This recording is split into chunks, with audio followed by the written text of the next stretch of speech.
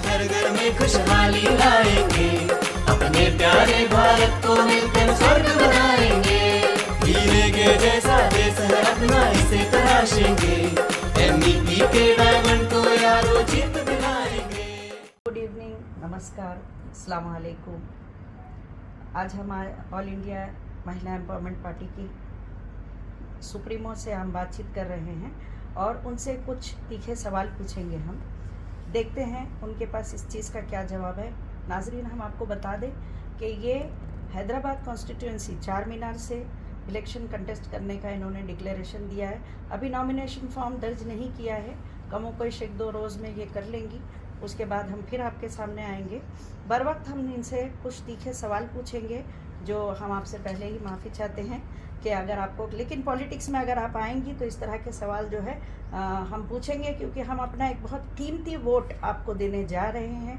या हम सोच सकते हैं एक सेकेंड ऑप्शन, मुस्लिम कम्युनिटी के लिए ये एक सेकेंड ऑप्शन है, एक ऑल्टरनेटिव है जो 3 पुश्तों से चलने वाली एक पार्टी है जिसके खिलाफ आप खड़ी होने जा रही हैं। और अगर हम देखें तो ये एक तिकोना बन रहा है, क्योंकि सामने आपको पता है कि बीजेपी के कैंडिडेट जो कि अपने आप को एक बहुत मजबूत कैंडिडेट बना के सामने आई हैं।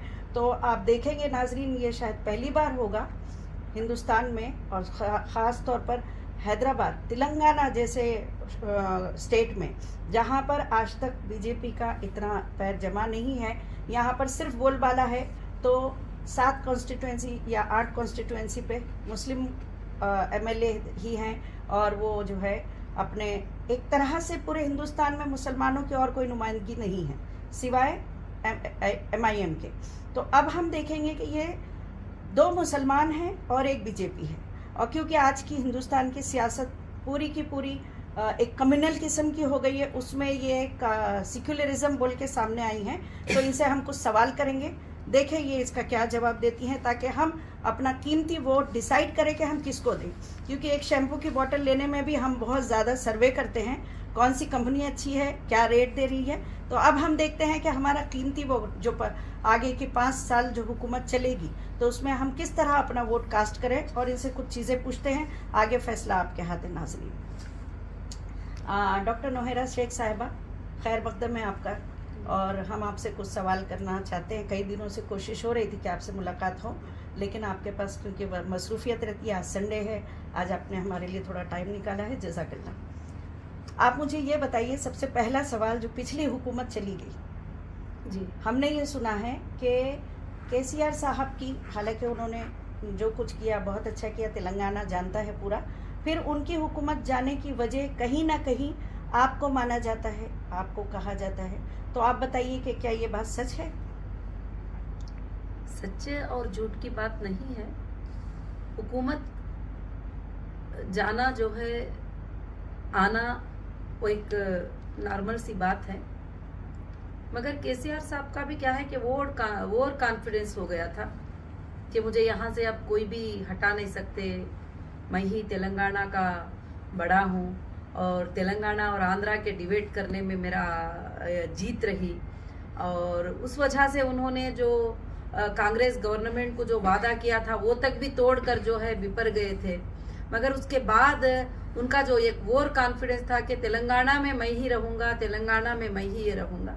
तो लोग कहते हैं कि आपने 49 सीट कंटेस्ट करे और उनके 35 सीट जो चले गए वहाँ पर आपके लोगों ने जो है वोट लेकर जो है हरा दिए। इस तरह के बातें लोग तो करते हैं, मगर हमने किसी को हराने और जीतने की नीयत से नहीं किया था। और लोग काफ़ी ये सवाल भी कर रहे थे कि जब उनकी हुकूमत थी तो तुम्हारे साथ बहुत ही ज़्यादा जुल्म किया गया। तो जाहिर से बात है कि सब लोग देख रहे थे कि अक्टूबर 10 को मैं सोमाजीगुड़ा प्रेस कॉन्फ्रेंस में कॉन्फ्रेंस करती हूँ कि मैं 2018 का इलेक्शन कंटेस्ट करने वाली हूँ, 119 सीट्स पे इलेक्शन करने वाली हूँ। तो 14 को मैं अरेस्ट हो जाती हूँ।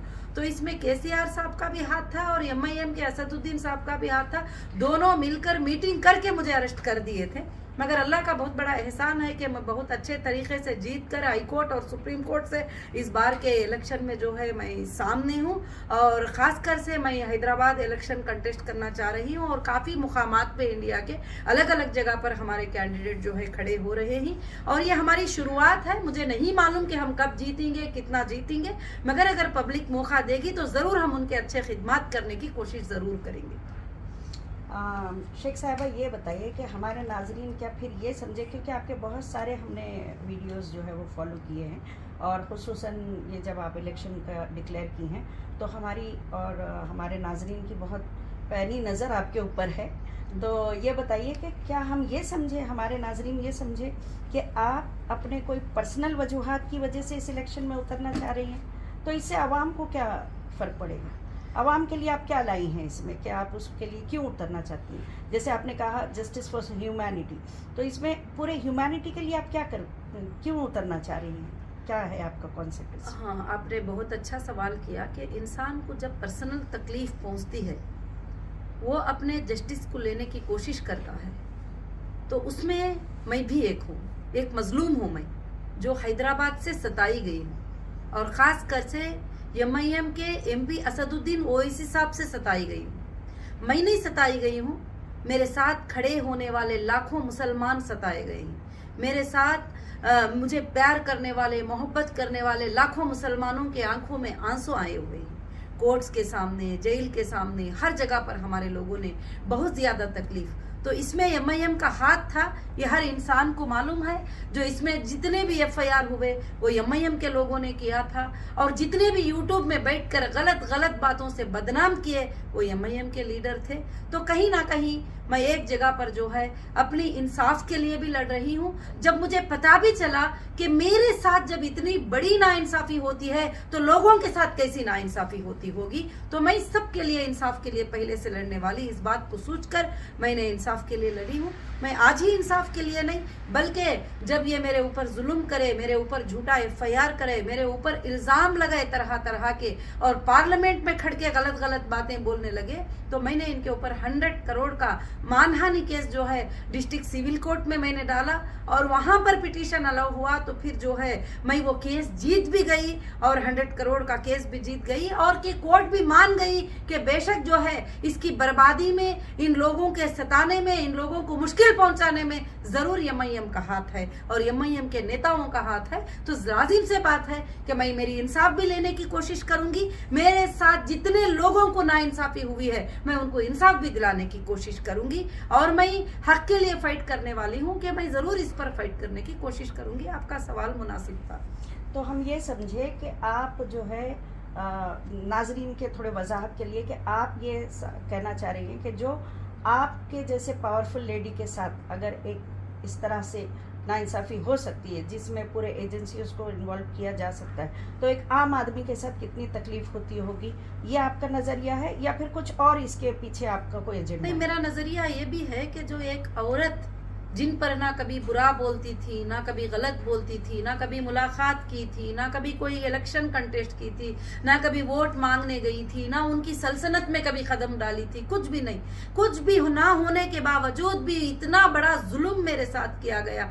हर एजेंसी को मेरे घर को भेजा गया, टैक्स एजेंसी को, ED को, रेवेन्यू डिपार्टमेंट को, इंटेलिजेंट को, हर जगह जहां जहां पॉसिबल होता गया, नेशनल से इंटरनेशनल तक एजेंसीज को मेरे हाथ में भेजा गया। कहीं भी देखो तो MIM के असदुद्दीन ओवैसी साहब का FIR की कॉपी उनके हाथ में होती थी, एक लेटर उनके हाथ में होता था कि आपको कोई औरत नजर नहीं आई इन्वेस्टिगेशन करने के लिए, आपको कोई और पॉलिटिशियन नजर नहीं आए, तो और सिर्फ एक मुसलमान औरत जो आपके जब मुसलमानों को भलाई पहुंचाना चाहते हैं, मुसलमानों की भलाई करना चाहते हैं, तो एक मुसलमान औरत आपको नजर में आई। वो औरत जो हजारों के मस्जिदें बनाने में कामयाब करने वाली, जो हजारों के मदारिस को साथ देने वाली, जो हजारों के लड़कियों को स्टूडेंट बनाकर पढ़ाई करने वाली, उस औरत के ऊपर हमला करके क्यों आप डर गए थे कि एक मुस्लिम फेस आ रहा है, ये अच्छे काम करने के लिए आ रहा है और बगैर पॉलिटिक्स के जो है सबको फायदा पहुंचा रहा है, तो इसको मैं तबाह कर दूं। और आपने ये सोचा तो जाहिर से बात है कि कोई भी सोचेगी। जो जुल्म मेरे साथ हुआ है वो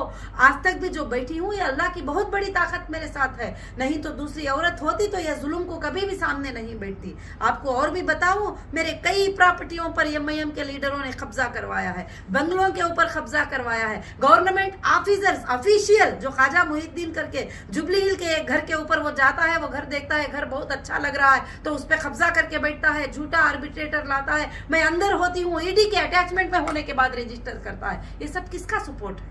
ये सब किसका सपोर्ट है? किसका सपोर्ट लेके काम कर रहे हैं? और वैसे ही आप टोली चौकी की लैंड देखिए, लैंड ग्रापर कहते हैं इनको, तो लैंड ग्रापर क्यों ना कहें? टोली चौकी की जो लैंड थी मेरी, उसके ऊपर लोगों को कब्जा करा दिया, उससे पैसे ले लिया और पैसे वसूल करते जा रहे हैं और पैसे वसूल करते जाते। अब जाकर मैं सुप्रीम कोर्ट पे उसको जीतने के लिए 6 मंथ लग गया कि मेरी लैंड है करके प्रूफ कराने के लिए, जो कि 400 करोड़ देकर लैंड को खरीदा गया था, और वो लैंड को मेरी लैंड करके प्रूफ करा लेने के लिए सुप्रीम कोर्ट में 6 मंथ लग गए। तो यहाँ पर ऐसे बहुत सारे जुल्म होते हैं। मेरे पास ऐसे 100 से 200 औरतें, बेटा मेरा 200 स्क्वायर फीट का घर जो है कोई बेच दिया, 200 स्क्वायर यार्ड का घर जो है कोई बेच दिया, 10 लोगों को बेच दिए, 5 लोगों को। ये खास कर से हैदराबाद के एरिया में चलता है। जो टपोरी टाइप के लोग होते हैं, ये ऐसे काम करते हैं। तो मैं चाहती हूँ कि जुल्मों के खिलाफ आवाज उठाऊं, और ये जो मेरे साथ जुल्म हुए हैं, ऐसे जुल्म कई लोगों के साथ होते हैं, कई बिल्डर के साथ होते हैं।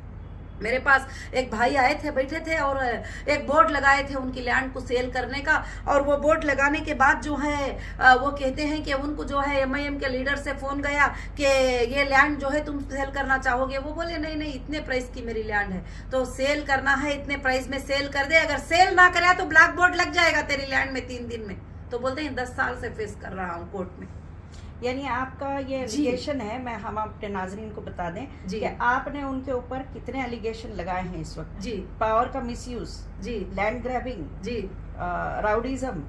मैंने एलिगेशन नहीं लगाया है। आप लोग क्या अगर पहचानेंगे, लोगों को देखेंगे तो रियल है सब मेरे पास प्रूफ के साथ, फोटोज के साथ। जो हीरा ज्वेलर्स जो है 2008 में हमारा जो है अफिया प्लाजा में जो शुरू हुआ था, वहां पर 2011 में एक बंदा आता है, MIM का लीडर, बोलता है दोनों भाइयों के फोटो का बैनर बड़ा लगा देता है और 4 दिन में कब्जा कर लेके वहां हमारे स्टाफ को जाने नहीं देता है। आज भी प्रॉपर्टी हमारे नाम से है, आज भी EC में हमारे नाम से है, सब कुछ हमारे नाम से है, हम वहां नहीं जा सकते। ये जुल्म नहीं है? Very true. अब ये तो आप सब ने देखा नहीं है, काफी लोगों ने देखा नहीं है। चलें, ठीक है। अब हम आगे अपने अगले सवाल की तरफ पहुंचते हैं, और बस हम मुख्तसर में अब 2 सवाल और करेंगे आपसे।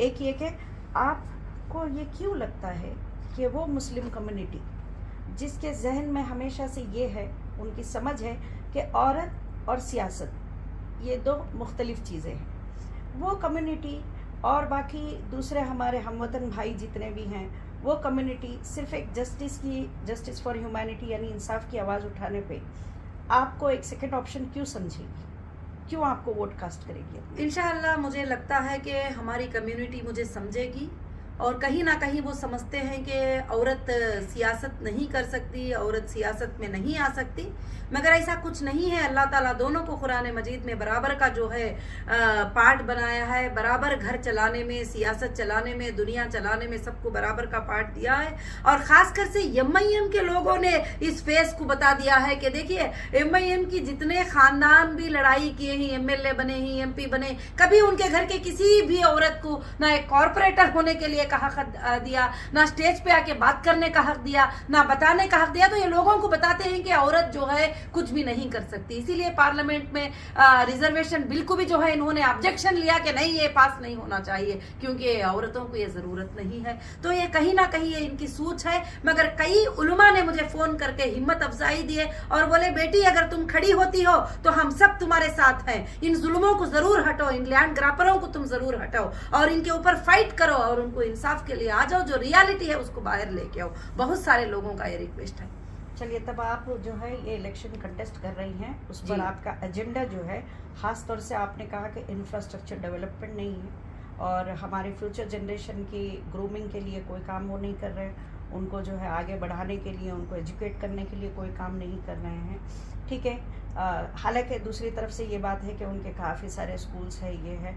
हालांकि ये भी बात सही है कि सिर्फ अपने स्कूल्स बना लेने से किसी भी कम्युनिटी या किसी भी कॉन्स्टिट्यूएंसी का डेवलपमेंट नहीं होता है। जी, स्कूल्स बना लिए, हॉस्पिटल्स बनाइए, उनके फीसेस भी तो चेक करिए, कौन सी बच्ची को फ्री में पढ़ाई मिल रही है, कौन सी बच्ची को सीट फ्री में मिलती है, कौन सी हॉस्पिटल में फ्री ट्रीटमेंट होता है, कहाँ है वो पूछ लीजिए। वो कमर्शियल है, बिजनेस बना ले रहे हैं वो। जितने मुसलमान उनको चाहते हैं, जितने लोग वहाँ के चाहते हैं, उनका एक बड़ा बिजनेस बनाकर बैठे हुए हैं। तो इसलिए मैं कहती हूँ कि इस बार का कंटेस्ट बहुत बड़ा कंटेस्ट रहेगा और बहुत बड़ी फाइट रहेगी और मेरा ये स्लोगन रहेगा कि अब की बार MIM की हार होगी जरूर और मुसलमानों की भी जीत होगी। वहां पर लोग जीतेंगे जरूर और इंसाफ भी जरूर से जरूर जीतेगी। अल्लाह रब्बुल आलमीन जुल्म की सियासत को बहुत दिन तक नहीं चलाएंगे। जो जुल्म मेरे ऊपर हुआ है 10-12 साल से, वो जुल्म काफी है उनके हारने के लिए और किसी का नहीं। तो वहां के लाखों के लोगों पर क्या जुल्म होता रहेगा और कहां तवज्जो दे रहे हैं बच्चों के स्कूल के ऊपर, कहां तवज्जो हो रही है एजुकेशन के ऊपर, कहां तवज्जो हो रही है रोडों पर, रास्तों के ऊपर, कहां तवज्जो हो रही है बीमारों पर,